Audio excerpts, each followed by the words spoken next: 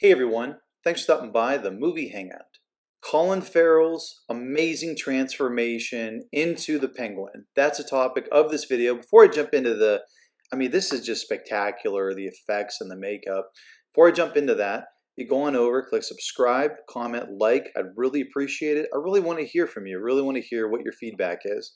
All right, so if you have or you have not seen The Batman, it's totally irrelevant.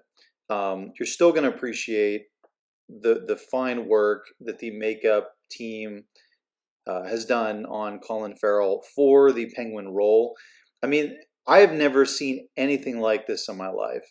And I watch a ton of, practical effect horror movies going all the way back to like the 50s, 60s, 70s, 80s, 90s, even early 2000s, even though early 2000s kind of started getting pretty bad with CGI. But as far as practical effects goes, this is just a whole other level.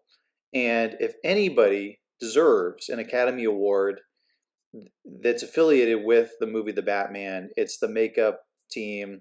It's a makeup FX team that put together Colin Farrell's makeup. Because as Jack Nicholson says, from when he portrayed the Joker in Batman in 1989, he leaned over, just kind of looked over at Michael Keaton when he was in the makeup chair, and he's like, kid, just let the costume do the acting for you, and that's pretty much it. Colin Farrell, always been known as being a fantastic looking guy, good looking guy.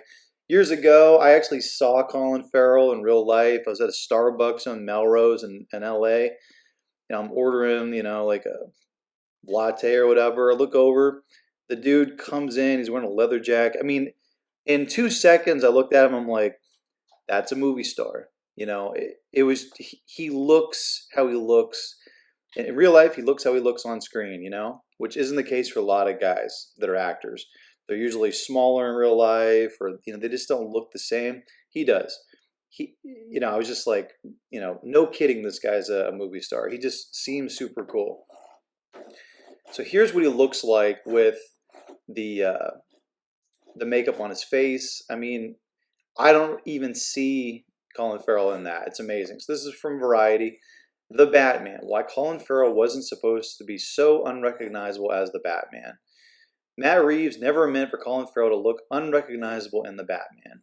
In the finished film, Farrell's appearance is utterly obliterated in the role of Oswald Oz Cobblepot. That's kind of cool. And the scarred and dumpy mid-level Gotham City gangster with the unwelcome nickname of the Penguin. But when the 55-year-old director who co-wrote The Batman with Peter Craig first approached Farrell for the role, he was focused on Farrell's ability to bring grit and sensitivity in the same performance. Quote, he could have that mix of being incredibly scary and volatile, and then all of a sudden you'd see this vulnerable side that really made you feel for that guy. So I really wanted him to play that character. When they met, however, Reeves noticed that Farrell had recently gained weight for a different movie, which fit into his conception of the long-standing Batman villain as a mobster akin to John Cazale's Fredo in the Godfather films. I thought John Cazale, I think that's how you pronounce his name, and I might have that wrong, has a kind of penguin nose, Reeves said. I thought, well, maybe there's something visually that we can do. Reeves turned to prosthetic makeup artist Michael Marino. Dude, Michael Marino needs an Academy Award, like right now. Recently Oscar nominated for his makeup work in Coming to America, which is the follow-up sequel to Coming to America, to design a look for Farrell's Penguin. Reeves cited Cazale, I think it's Cazale, Sidney Greenstreet, and Bob Hoskins as potential inspirations. I saw him as being almost like a throwback Warner Brothers gangster. I totally agree. He does look like that. But then Farrell told Reeves that he didn't feel healthy carrying the extra weight and needed to lose it, which Reeves relayed to Marino. So Mike factored that all in, and one day he showed me the sculpture of a head cast of Colin. It's the character you see in the movie, and it was like, wait, what? Reeves laughs. I could not believe what I was seeing, he says. He was deeply impressed with Marino's work, but he had conceived his film of being grounded in reality. We are dead in the water if I let you do this. Anyone says, oh, I can see that that's makeup. That will ruin everything. Marino assured Reeves that not only would Farrell have access to a full range of expression under the makeup, but the illusion would feel totally real. Pause that. He said, Matt, I promise you, when he walks on the set, not just when you film it, but when he walks on the set, people will think, who is this guy? That's exactly what everybody's thinking. Still, Reeves is skeptical. He showed Farrell what Marino had done. Colin got really excited, Reeves said, and I was like, okay, I guess we're doing this. I couldn't believe we were taking that leap. Reeves was still prepared to strip away the makeup as Marino and Farrell did tests in New York. But the video he got back finally convinced him to stick with Marino's full design. What it did to Colin was amazing, he said. I was like, who is that guy? And Colin was so funny. He was already talking in the voice that he uses in the movie. It was not the intention to hire Colin so he could look like that. It was one of the things in the evolution of what we did took us to that. Makeup artist Noemi Dunn is no stranger to Marino's work. The two have collaborated before. Well, Naomi needs an Academy Award as well. But this transformation also blew her away. Mike went off and designed this character based on lots of different faces, she says. I don't think I've ever stood in front of someone in makeup like that, forgotten it was makeup. I believed that makeup completely. Yeah, I totally agree with you on that. I mean, it's so cool. Look at this shot of Colin Farrell.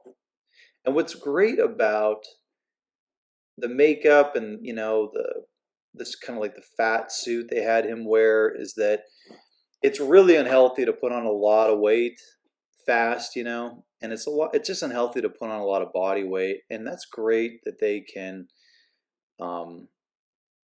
minimize the risk to the actor and he can play this role. And this does look like something right out of a 40s or 50s old Hollywood gangster film, right? I mean, it just looks fantastic. The costume is fantastic, the face.